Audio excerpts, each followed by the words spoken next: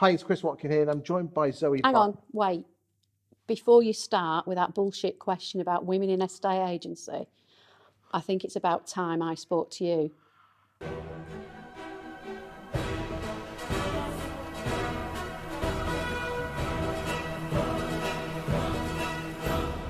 So, Chris, how many sofa chats have you done since you started down this road?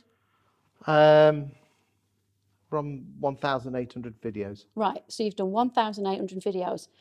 Do you feel that they're getting a little bit samey now? What would you class as samey? Churning out the same old, same old. Oh, look, here's another supplier. Or let's talk about women in estate agency. Or, you know, do you think you're getting it's a bit of a churn nowadays? I started doing the sofa chats properly about 3.5 years ago, and the number of prop tech suppliers versus agents was probably 80-20, so 80% prop tech. And to be honest with you, even I was getting a bit bored of those. Hence why I've tried to move the percentage the other way. So 75-80% of the people sat there are agents like yourself. I know you've just left agency. So, and I create the content which I hope is of interest to people in the industry, and if you can talk to someone else and their story, because I love asking about stories and humans love stories, then... Yeah. Do you not feel that the last few have been a little bit like you're pushing the envelope just to get a rise out of people? When you say the last few, what do you mean by the last few? All right. If we think back, quite a while ago, there was a webinar that was predominantly white males talking about women in estate agency, and you'll agree you got called out then. That was that the one about the fees in estate agency around Christmas? I think there was one that went down the track of talking about women in estate agency, and it was it was all white males, and I think you did get called out on that occasion, which then led to all these women in estate agency videos. Did you not think then that that was just sort of responding to the masses? The video I think you're talking about was the ICG webinar, which was in Christmas 21, and there was predominantly males in there. There was one woman in there, which I think was Sandra. Well, I don't think I know it was Sandra Jones, and I'll hold my hands up on that one and say I got that one wrong. Yeah. With regard to asking women in the estate agency question, I've been doing those for 18 months, because if you read all the science, people need role models, and if I can talk to a woman on the sofa and ask their story, and it helps another woman watching it because they're a role model, then I will continue to do that. Do you not think that was sort of horse and gate? You know, after the horse was bolted, do you think it might be more appropriate to have done it sooner rather than later? What sooner rather than later? The sort of, if you like, the constant. It felt like a revolving door of women on your sofa. Do you not think it might have been more appropriate? There's two genders, male and women, and I particularly focusing on women at the moment to get that story across, because I'll be the first to admit, if you look at my first 2 years of videos, it was probably 90% male, so I've gone the other way. But would I ask a man, what's it like to be a man in a estate agency? No, I wouldn't. Yeah. All right. So moving on from that then, there obviously has been a recent controversial video chat that has caused quite a bit of a stir. Did you do that just for that reason? Because obviously we all want healthy debate, but do you think the debate was healthy, or do you think it's just caused division within the industry? So I believe we're talking about the Rob Wells videos here. If Rob Wells doesn't mind us mentioning his name, then yeah, because clearly that guy was very vulnerable, and that did cause quite a stir, as we both know. Do you think in hindsight that was the right thing to do?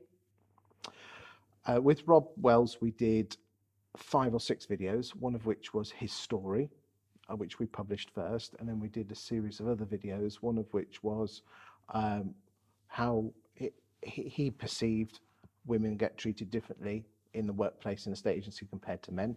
We did one on door knocking, we did one on business generation, we did some on others. Did I give him that question to ask? No. I mean, you're sat here today. Have I given you the questions? No. So say for the, how have we come to the questions today? We've had a conversation about it, but like obviously looking at this situation that we're discussing today, Okay. do you think it was appropriate to drop that video when you dropped it? Okay, so And would you, in hindsight, would you have done that again? In the first video, which was his story, he talked about his mental health issues, which he's been totally open about. Do you think? Did you watch that particular video? I haven't seen that one because I don't know where it is. And this is the thing with social media, is these videos drop and they don't necessarily drop in order. No. So, you know, if you're saying, well, you must watch the first one to see the third one and it'll make sense. If you jump in at episode 3 and see that, I think for me, what is more important is I appreciate there's a story and there's a series of these videos, is whether or not that one that's caused the stir should have been aired. I think that's where I'm coming from. And what was the motivation about airing it? Was it to create division within the industry, or was there another genuine reason for airing it? Okay, some people have accused me with regard to was it wise to actually get someone with mental health on the sofa, and I say yes, it was wise, because people need to tell their story and they need to listen to what other people have got to say. And I think Rob's story is an amazing story. The demons he battles and continues to battle is amazing. Do you not think, though, that some... But to answer your question with regard to that particular video, which was the issue about women in a state agency and treating them differently, that was a topic he particularly wanted to talk about. Now, in hindsight, did he actually answer the question? Probably not. Okay, and in hindsight, I have a video editor who is a female, Jodie. She's brilliant. And does she understand mental health? I ask her to look at it through the eyes of a woman and also through the eyes of an editor. And I trust her implicitly. And in the past, she has said, I don't think you can say that.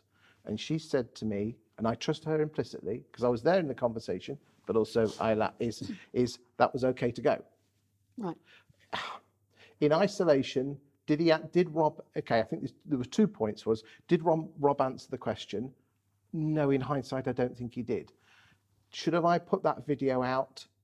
In hindsight, I'm going to stand by my decision to put it out. So even though it created such division, you felt you should still do that? I mean, for me, it feels a little bit like, you know, I'm not going to compare you, but you throw a grenade in and stand back and watch the fallout. Okay. And that's how it felt from me watching that video and seeing the comments. I will be the first to admit that I throw grenades in with regard to right-move pie charts.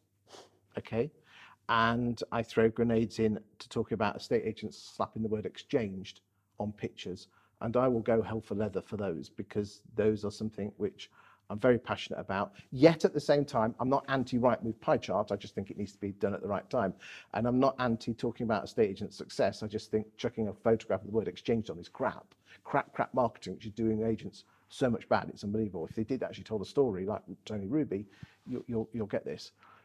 Was I deliberate in doing that video?